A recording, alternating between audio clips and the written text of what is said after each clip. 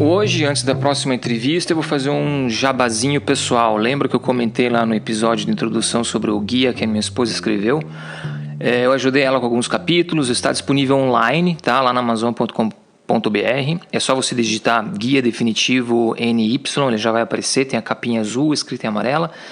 E tem um monte de dica lá, tem questões culturais, regiões para você morar, como faz mercado, as diferenças, liga a luz, desde os pequenos detalhes até a questão de vistos, os tipos de vistos, sites de emprego, eventos de networking, advogado que você pode contatar, tem um monte de dica boa lá, ok? E vamos à próxima entrevista então.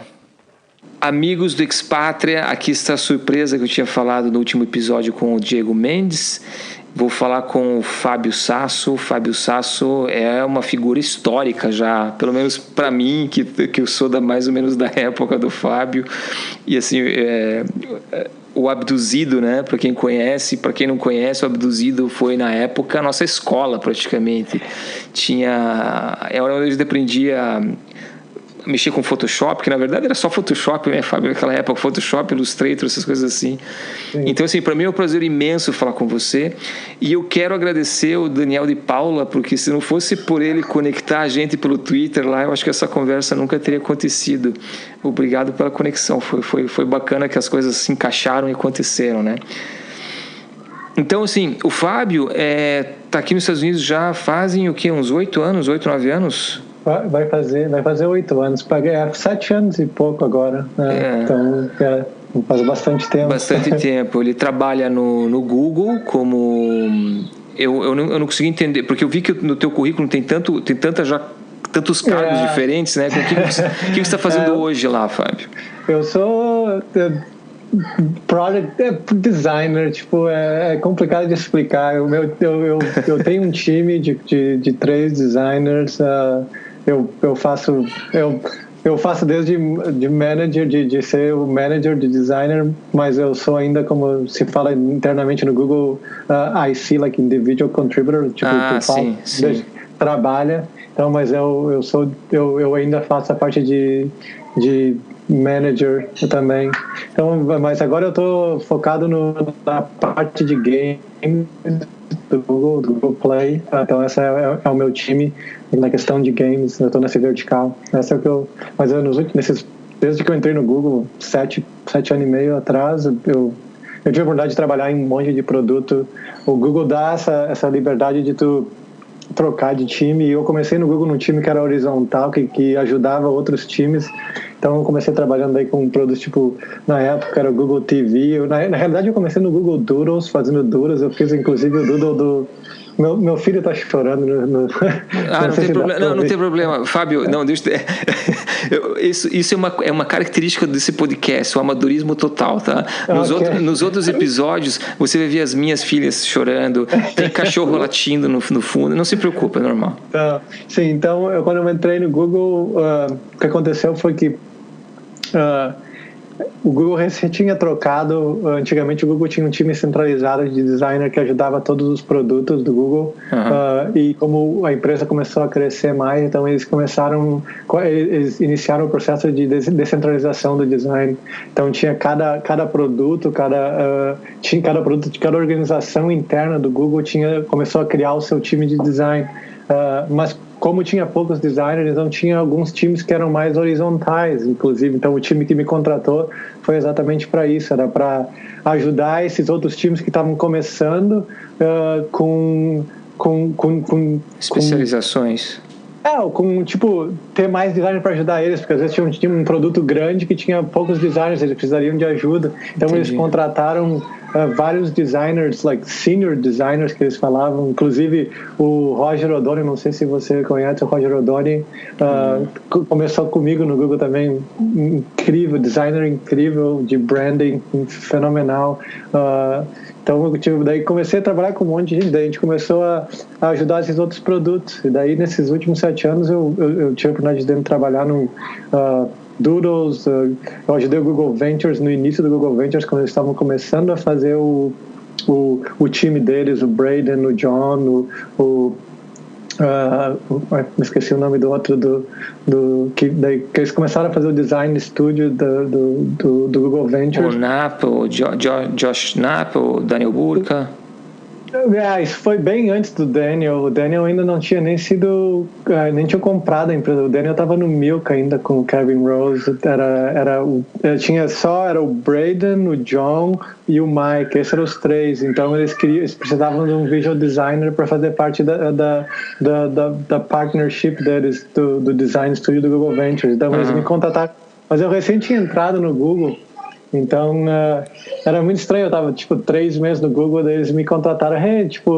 Eu vi que tu tá no Google e queria saber se tu queria entrar no Google Ventures. E eu pensei, vou conversar com eles. E quando eu conversei com eles, eles falaram que eu teria que sair do Google para fazer parte do Google Ventures. Então, eu disse, acabei de entrar no Google. Não vou sair do Google para fazer parte do Google Ventures agora. É muito interessante a ideia, mas eu quero ter a oportunidade de trabalhar alguns produtos do Google. Então, no meu primeiro ano do Google, eu fiquei fazendo muito 20% project, que eles falam, tu pode pegar um dia da semana e ajudar. Então eu trabalhei com o Google Ventures por 1 ano, mais ou menos, uma vez por semana. Ou seja, você ainda chegou a trabalhar com eles ainda, então? Sim, eu trabalhei com eles, ajudamos várias startups, que eu trabalhei daí com 1 ano com eles, quando eles estavam começando a produzir a ideia do Design Sprints. Na época nós estávamos começando a desenvolver, eles estavam desenvolvendo essa ideia de como uma VC company poderia entrar numa empresa, nas empresas que eles investiam e ajudar com o design. Então foi uma experiência muito boa. Mas que interessante. Então você participou lá do embriãozinho da ideia do Design Sprint, então. Exatamente. Eles queriam que eu fosse parte do time daqui, mas eu provavelmente por falta de visão. Sim. Eu tava na ideia, eu quero pelo menos ter a experiência de trabalhar em alguns produtos do Google. E daí eu tive a oportunidade de ser um dos design leads pro Google Wallet no início, isso em 2011, 2012. E daí depois me convidaram para fazer parte do Search, que era daí era aquele lance, Search é o produto principal, é o core, e eles pegaram, mas tinha sempre aquele lance, o Search é um produto estabelecido, é um produto gigante, é mais complicado, né? Então eu disse, é um desafio que vai ser interessante. Então, você está sempre falando de milhões e milhões de pessoas que usam o teu produto, né? Então o desafio daí é interessante porque muda um pouco quando tu tá fazendo um produto novo que ninguém usa, tu começa do zero, tu não tem muito referência do que é certo ou errado, então tem um pouco mais de liberdade para experimentar, mas aí tu vai para um produto já estabelecido, líder de mercado, que faz uma grana gigante para a empresa, então daí é muito mais muito mais delicado qualquer mudança, então, e o time é maior, o time tem uma estrutura mais estabelecida, então foi uma experiência bem boa, eu curti muito. Você veio para os Estados Unidos já contratado pelo Google, ou você veio para alguma startup? Como é que foi o processo de você vir de lá para cá? O que aconteceu foi que foi muito interessante. Quando eu tinha minha empresa no Brasil, que eu comecei em 2004, e daí em 2006 eu comecei, e foi uma fase bem interessante, que estava todo mundo no Brasil ainda em 2004, por aí 2005, a maioria das empresas estavam bem focadas, especialmente a empresa que fazia web design, era tudo flash, entendeu? Sim. Tudo era sempre flash. E eu tava meio, talvez porque meu irmão era programador e tava sempre, daí ele dizia, chega, dá uma olhada no Slashdot, dá uma olhada nessas paradas. E daí eu fui olhando, aí era bem no início do Web 2.0, da Web 2.0 começando. E daí aquele lance Web Standards, HTML, CSS, toda essa parada de Search Engine Optimization e daí eu disse, tem uma oportunidade aqui, entendeu? O mercado do Brasil não tem muita competição nessa área, tá todo mundo extremamente focado em fazer um site animal, bonito pra caramba em Flash, mas a parte de otimização pro lance de search e tal é meio que deixada de lado, e então começa aquela época que quando faz um search no teu keyword que tu quer, aparecendo primeiro do ranking é importante, né? Então, e ninguém estava dando atenção àquilo.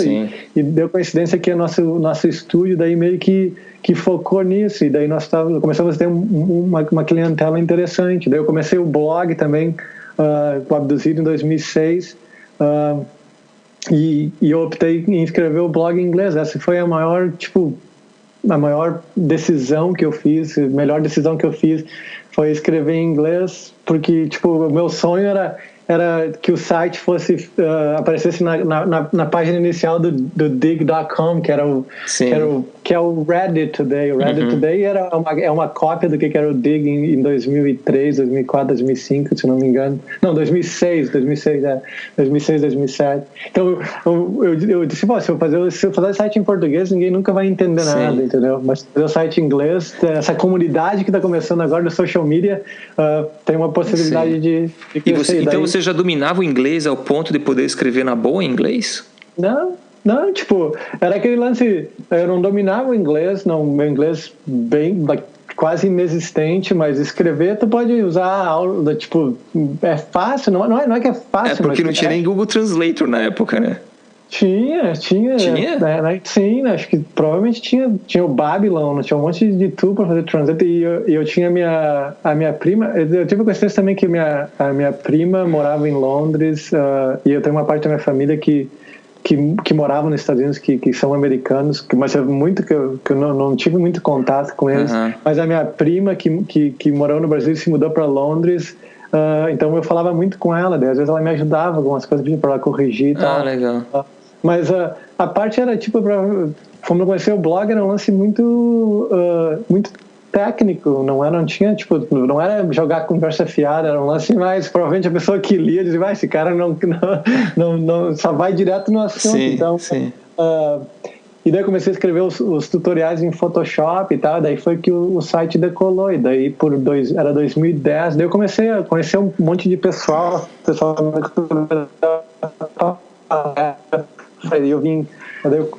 eu vim aqui para os Estados Unidos em 2010.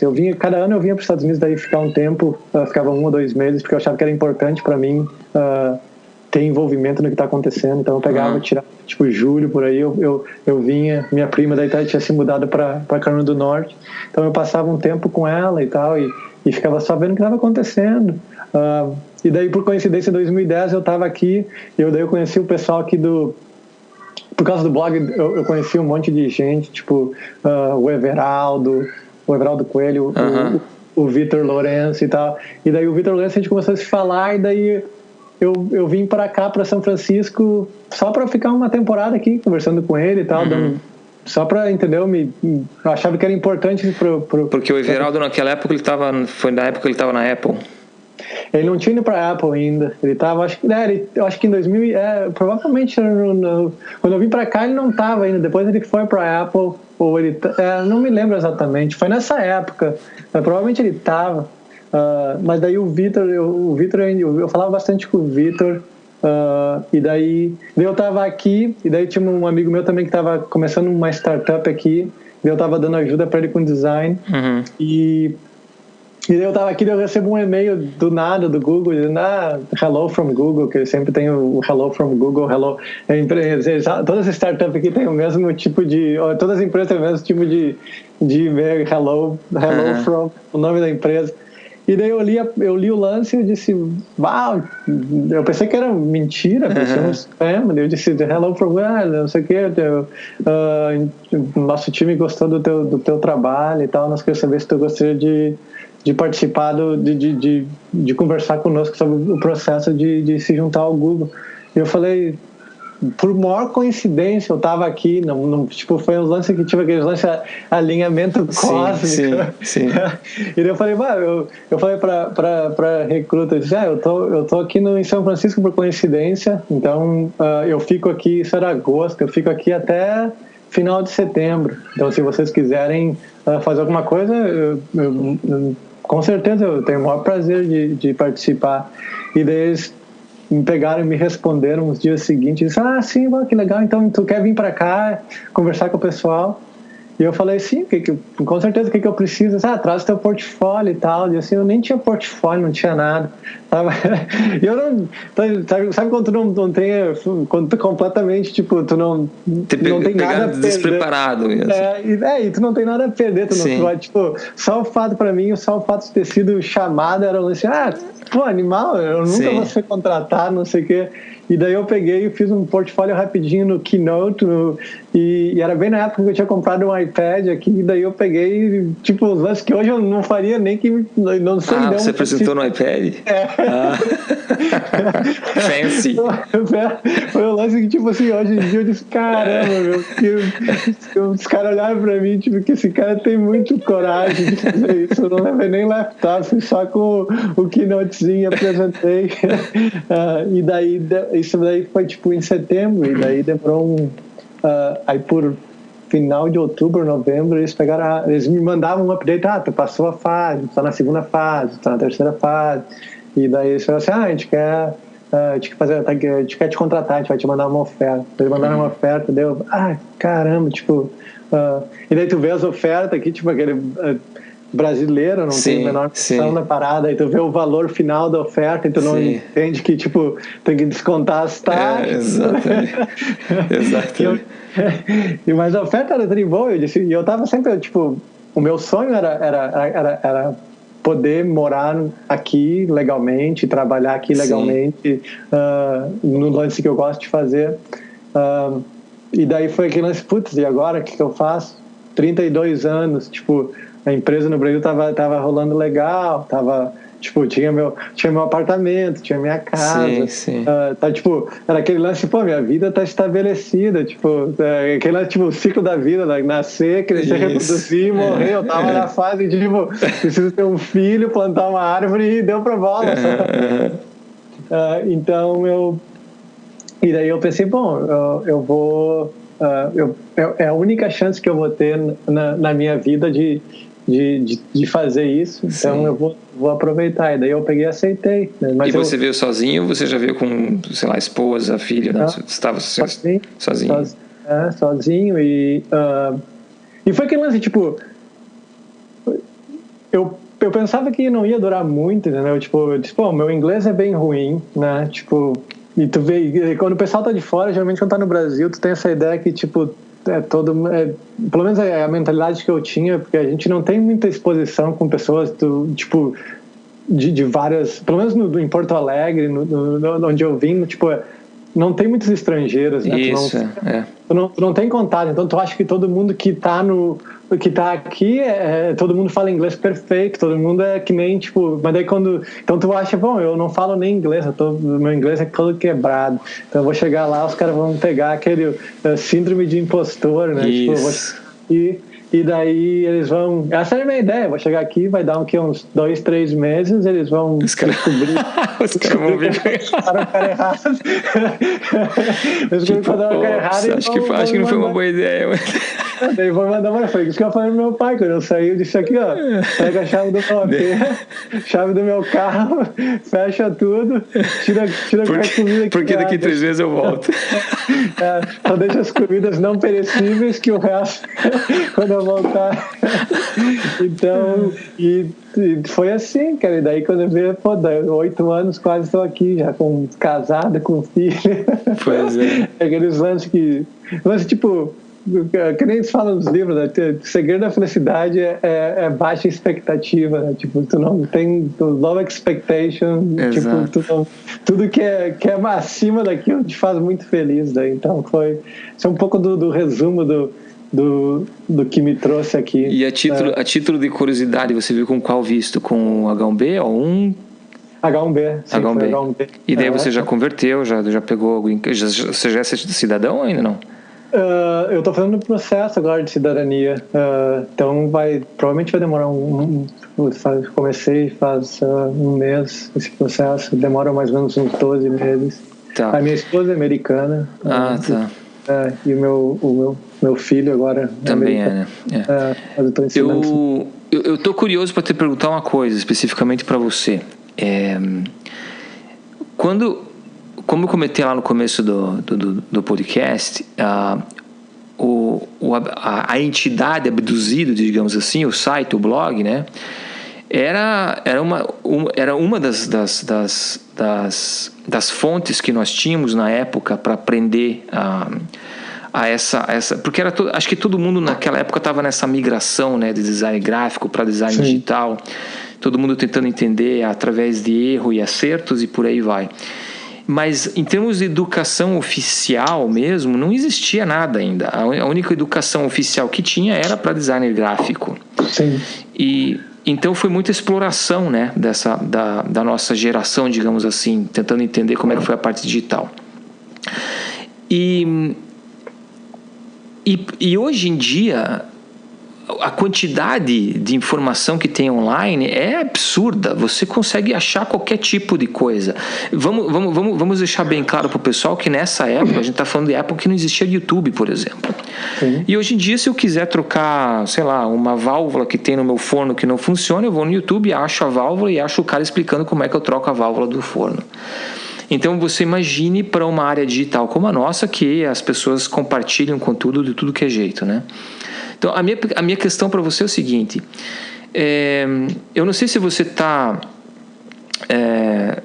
atualizado com o que anda acontecendo no mercado de educação digital hoje em dia, mas me parece que foi criado um business em cima disso. Só que criou-se esse mercado e criou-se essa ideia de que você não pode ser mais designer se você não frequenta um curso e deixa lá seus 10 conto, 15 conto fazendo um curso de design. E eu costumo dizer para o pessoal que tá tudo online. Você pode aprender indo correndo atrás de informação, e que é praticamente o que a gente fez lá no começo.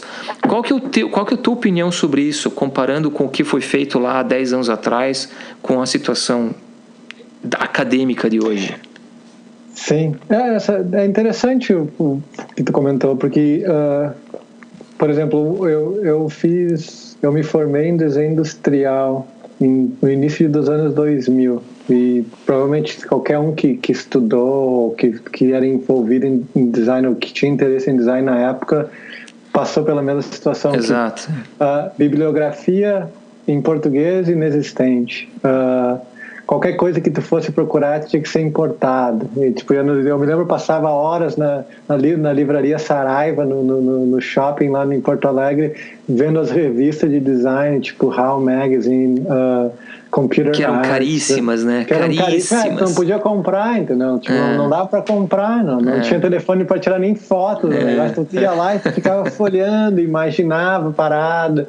E então tinha aquele desejo de, imagina se estivesse disponível na ponta dos dedos, em qualquer lugar. Então o Abduzido começou com essa ideia também, tipo, eu acho que a maioria das pessoas que compartilhavam era a mesma solução, tipo, é tão difícil de ter acesso a essa informação, eu vou fazer, eu quero ajudar as outras pessoas para não passar pelo mesmo problema que eu passei. Essa foi a ideia do Abduzido no início. Eu disse, o que eu vou aprender, eu vou tentar compartilhar.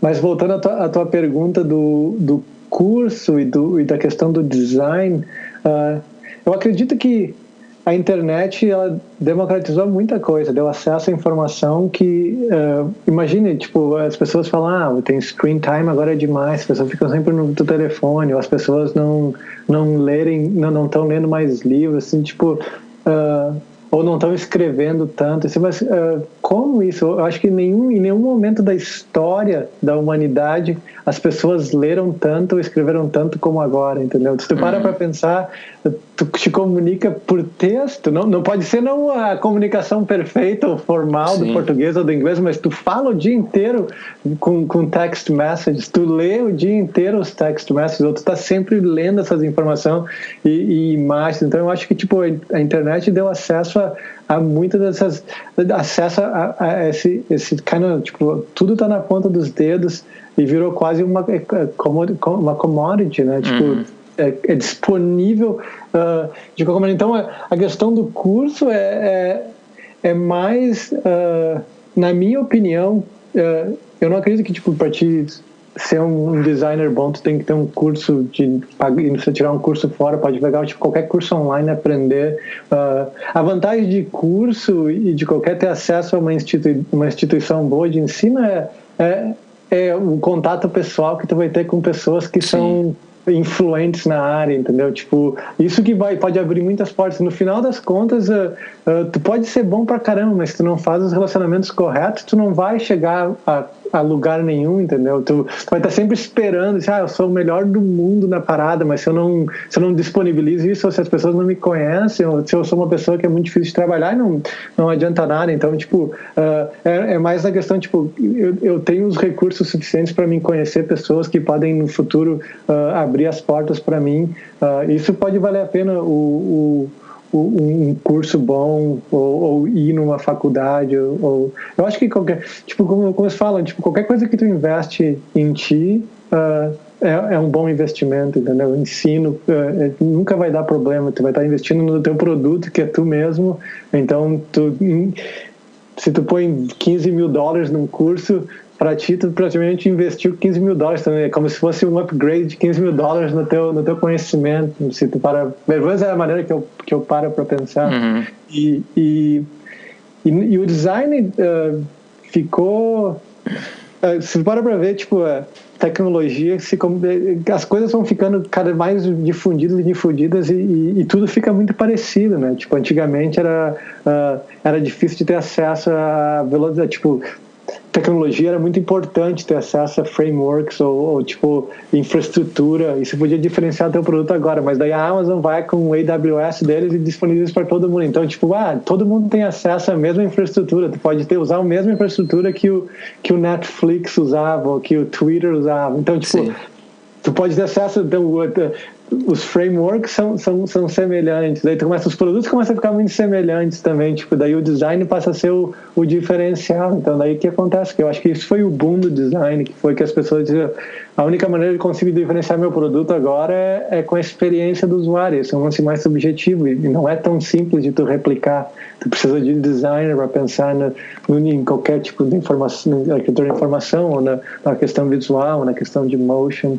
Então, por isso que é importante estar sempre investindo em ti como indivíduo na educação. Eu não sei se eu respondi a tua pergunta, eu me desviei da parada. Não, respondeu. Até é interessante porque o Diego está trabalhando no Facebook, eu entrevistei ele no último episódio, e ele comentou isso também, que a universidade para ele foi muito importante também em questão de networking, né? De conhecer as pessoas corretas e conseguir formar depois uma profissão com base em indicações de pessoas que conheceu e etc. Eu comentei isso com você porque eu estou vendo e eu recebo também mensagens depois que eu comecei a fazer o podcast de pessoas que querem migrar do design gráfico para a área digital. Só que diferentemente de como foi para a gente, elas sentem esse bloco na frente delas, que é a formação. Eu preciso me formar, eu preciso fazer algo.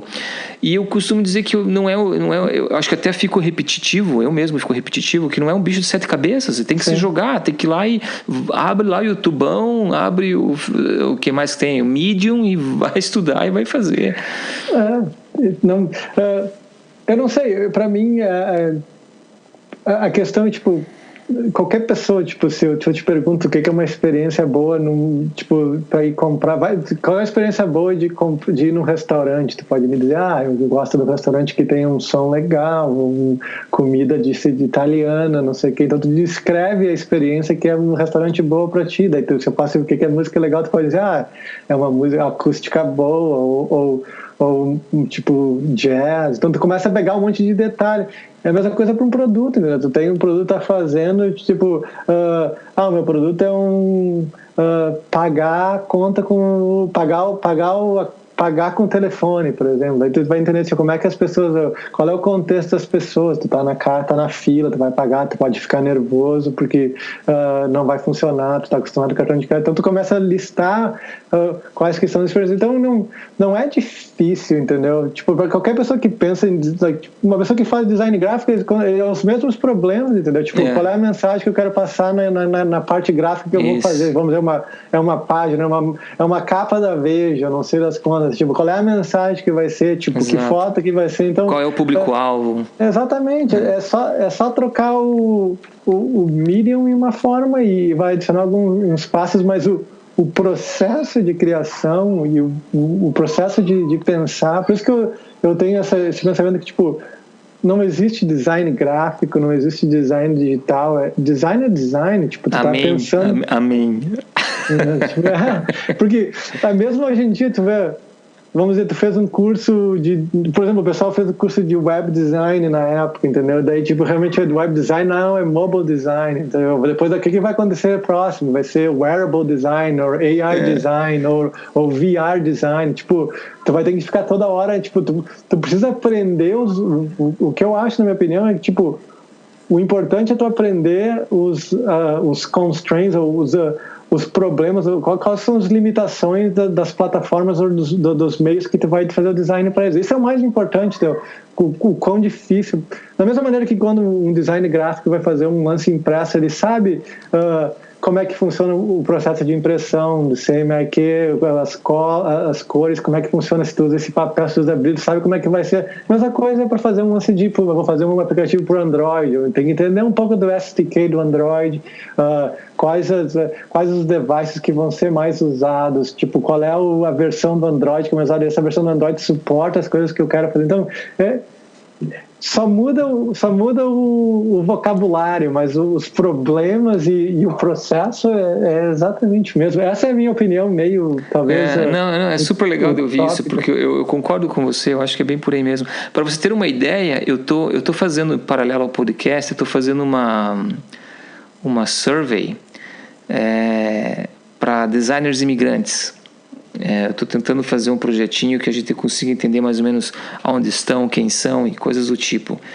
E quando eu coloco, eu coloquei de propósito um campo em aberto, ou seja, não tem opções para você colocar o teu cargo, qual é o nome do teu cargo. Até agora já apareceram, deixa eu ver aqui, 33 diferentes cargos dentro da área de design. Só para você ter uma ideia. Começa com app designer, lead designer, design director, creative director, design, digital asset lead, e por aí vai. Tem de tudo, cara, tem de tudo. Eu até perguntei também pro Marcelo Manso, que também está no Google, por sinal, e como é que era o time, né? A questão de divisão de cargos e nomenclatura desses cargos. E ele comentou que por mais que você tenha uma nomenclatura definida, tipo interaction designer, motion designer, UX designer, que na prática as coisas se misturam muito, ou seja, você acaba sendo um designer somente. E que essa especialização está trazendo bastante confusão, na verdade, para a gente e para o mercado em geral. O que acontece, por exemplo, a minha experiência, ou talvez minha opinião pessoal, baseada na minha experiência, é que cada designer tem uma especialidade, entendeu? Tipo, tem pessoas que são extremamente visuais, né? Tem capacidade de reproduzir as ideias de uma maneira visual fenomenal, entendeu? Tipo, mas eles não acabam que a parte visual meio que ofusca a parte da interatividade. Algumas coisas são um pouco deixadas de lado porque ele é tão bom naquilo, ou o contrário, ou tem pessoas que são mais na questão de motion. Eu acho que motion é um pouco diferente porque é mais delicada a situação. Eu acho por causa que as ferramentas não são tão difundidas, então ainda as pessoas têm que ser muito especialistas em After Effects. Agora as ferramentas estão ficando melhores, né? Tem Principal, tem um monte de ferramenta que em Visual Studio que vai ajudar bastante. Mas o UX e UI é quase tipo, é uma área bem cinza, né? Então, se tu vai para uma empresa grande, tipo o Google, tem sempre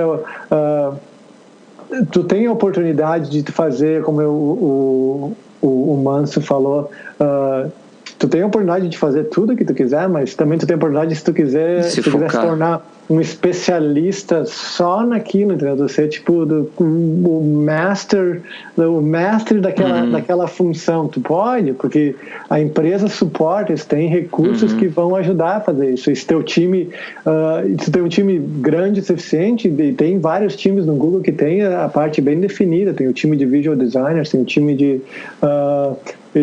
UX designers, tem o time que trabalha meio que na ponte entre eles. Mas você vai em times pequenos, você vai em startups, é importante que tu tenha capacidade de fazer tudo, porque tu não quer ser o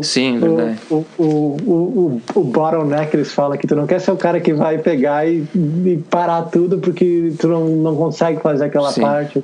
As coisas, a roda tem que andar. Então eu acho que eu sou um fã da ideia do generalista. Ainda acho que o termo é um pouco não é tão forte para dizer que é design generalista, mas eu acho que é importante conhecer bastante do meio. Tu não pode ser só bom num lado. Tu pode até ser, mas tu te limita um pouco na capacidade de ser versátil para entender, para ver tudo tipo de cima, né? O big picture, para ver como é que o produto funciona from end to end. Tu não quer só conhecer só aquela parte. Um pedacinho. Senão fica quase tipo produção em série, aquela tipo linha de produção. Tu só tá naquela parte que pinta o carro, né? Tipo, tu nem sabe quem é que fez o carro, tu só vai pintar o carro.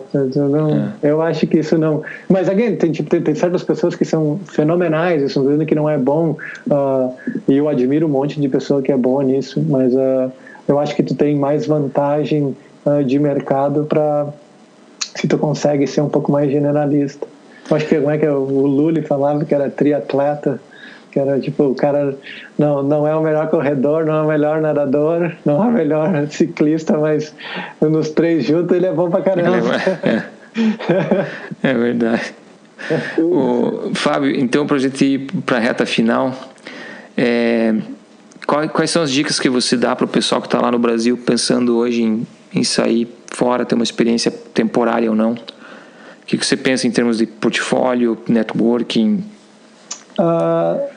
Eu acho que a melhor coisa para fazer é só tipo não ter medo e arriscar, tipo só perguntar, entra em contato com as pessoas, como eu falei, como tu mesmo falou, hoje em dia tem acesso a tudo, tipo tu vai no LinkedIn, ou vai no Twitter, ou vai em qualquer ferramenta que tem algumas pessoas que tu admira, uma empresa que tu admira, entra em contato com eles, diz, aqui meu portfólio, é importante aprender inglês também, tipo, tem que saber um pouco de inglês. Sim. Não adianta não ficar totalmente avesso a isso, e ter um portfólio que mostre o trabalho. Eu acho que o brasileiro, na minha opinião, tem muita vantagem por causa da nossa natureza de lidar com dificuldade, entendeu? A gente teve que sempre passar por perrengue, então essa é uma vantagem que nós temos comparado com as outras pessoas, que porque os outros ficam nervosos com as dificuldades. Isso aí é normal, isso é o nosso dia a dia. Então, tipo, a gente tem muita capacidade de resolver problemas de uma maneira criativa, por causa da nossa natureza e nosso costume de passar por isso. Então é só importante, eu acho que ir atrás, não ter medo, não se decepcionar quando receber um não. O não faz parte, tipo, não é que não é bom, ou que não acontece, todo mundo recebe não. E continuar, ter perseverança, que se é o que tu quer, corre atrás. Hoje em dia tem muito acesso, as ferramentas estão disponíveis, os contatos estão disponíveis, é só ir atrás, não dá para ficar sentado esperando. Esse é o lance. Sentar e esperar não funciona. Não... Beleza. Isso que você falou do brasileiro conseguir resolver tudo é interessante, porque aparece com todo mundo que eu converso. Todo mundo que eu converso tem a mesma opinião. Quando eu pergunto, por exemplo, qual que é a diferença que você vê entre designer brasileiro, designer americano ou de qualquer outro país, né? Cara, a resposta é unânime. O brasileiro vai lá e resolve, sabe? E geralmente o estrangeiro meio que trava, porque eu não tenho uma imagem, então eu preciso que alguém me resolva essa imagem. O brasileiro não vai lá e dá um jeito, pega a imagem do Google, transforma, faz, refaz e por aí vai. Então eu até escrevi um post com alguns pedaços dessas entrevistas, e o interessante acho que foi com a entrevista com o Harrison, que ele falou que quando ele viu situações na carreira dele, que quando o time ficou sabendo que ia aparecer brasileiro dentro do time, os caras falavam, fuck, Brazilians are coming, porque eles sabem que o ritmo vai mudar, que a execução do trabalho vai mudar. Mas então tá, Fábio, muito obrigado mais uma vez pela tua participação, foi um prazer falar com você, sucesso e até a próxima. Valeu mesmo, valeu pela oportunidade, e como eu falei, desculpa pelo lance do Twitter, que eu não prestei atenção nas mensagens. Então, não, mas viu, funcionou, até que estamos aqui falando, funcionou. Show de bola, então tá, valeu mesmo, e é isso aí. Abraço, cara. Abração, até mais.